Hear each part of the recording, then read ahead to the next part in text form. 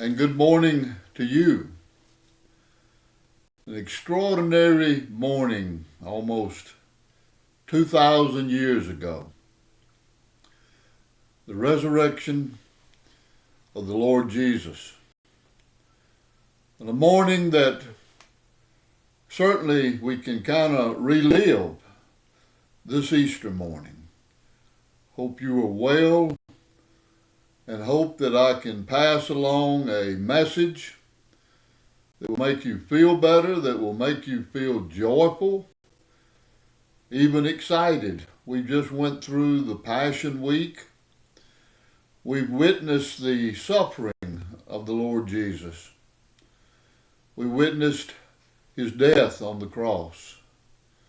But now we can celebrate and we can bring to the forefront everything that we feel within ourselves, because the resurrection means something great when we talk about the resurrection of Jesus, but even greater when we talk about our own resurrection. That's what we want to feel. I have chosen from the Gospel according to Luke, the 24th chapter, verses 1 through 12. This is one resurrection narrative of, you might say, four different resurrection narratives with some differences. But this morning we will read this one from Luke, how he interpreted what he knew about the resurrection of Jesus Christ. But on the first day of the week, at early dawn, they came to the tomb. Taking the spices that they had prepared, they found the stone rolled away from the tomb. But when they went in, they did not find the body. While they were perplexed about this, suddenly two men in dazzling clothes stood beside them. The women were terrified and bowed their faces to the ground. But the men said to them, "Why do you look for the living among the dead? He is not here, but has risen. Remember how he told you while he was still in Galilee, that the Son of Man must be handed over to sinners and be crucified, and on the third day rise again." Then they remembered his words, and returning from the tomb, they told all this to the 11 and to all the rest. Now it was Mary Magdalene, Joanna, Mary the mother of James, and the other woman with them who told this to the apostles. But these words seemed to them an idle tale, and they did not believe them. But Peter got up and ran to the tomb, stooping and looking in. He saw the linen clothes by themselves. Then he went home, amazed at what had happened. So, we are amazed. We are amazed at life itself. We are amazed when we have the assurance of our faith that as we believe in Jesus, we believe that he was resurrected, even though we have several different narratives. So, where is he? The women were not listened to when they told about the empty tomb. This is the whole crux of Christianity. Not just the teachings of Jesus, but it's the only religion that claims that the one who began it all, Lord Jesus, was raised from the dead. We're the only one that mentioned this empty tomb. Of course, from the other Gospels, we realize that a lot of the Romans and a lot of the people on the Sanhedrin, the Jewish priests, they thought Jesus might have been stolen from the tomb. So what we have to do to bolster our faith and to feel this resurrection is, first of all, feel it in ourselves. Resurrection for the early Christians, and should be for us too, not just a talk about being resurrected after we die.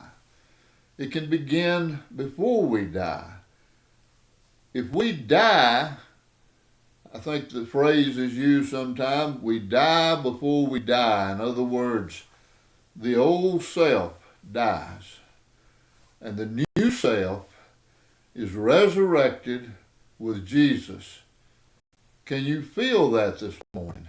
Can you really feel it deep down? Have you been resurrected with Jesus?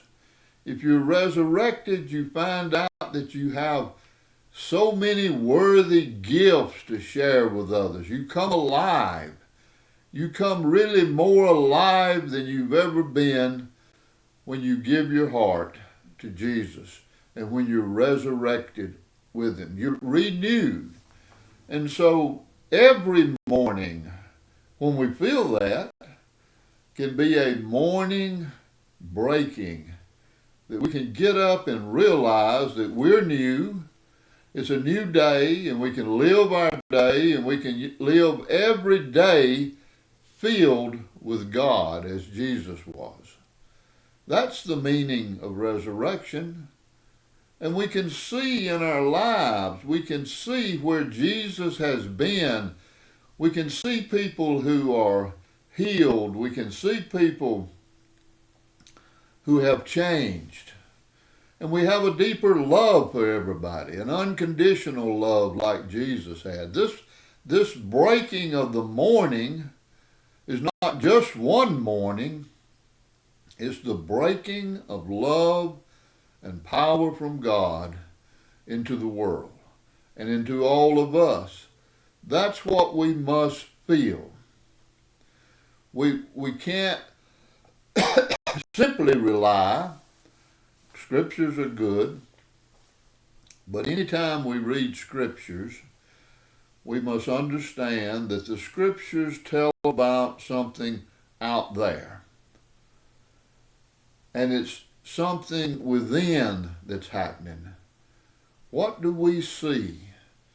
What do we know? We know more deeply when we're resurrected people, as a lot of times they called the early Christians, because they talked about resurrection every Sunday morning. To them, every Sunday morning was like Easter. They thanked God for the resurrection of the Lord Jesus, and many of them witnessed Him in some form or other. We have to ask, were they actually seeing a physical body, or was they seeing within, seeing Jesus because Jesus lives? That's another thing for this morning, that we realize that Jesus lives. He's still in the world with us. And any time we need Him, He's there. And we can talk to Him. So He did rise up. Ever how we want to talk about it, the risen Lord, and that's what we celebrate this morning. What amazing grace has happened to us.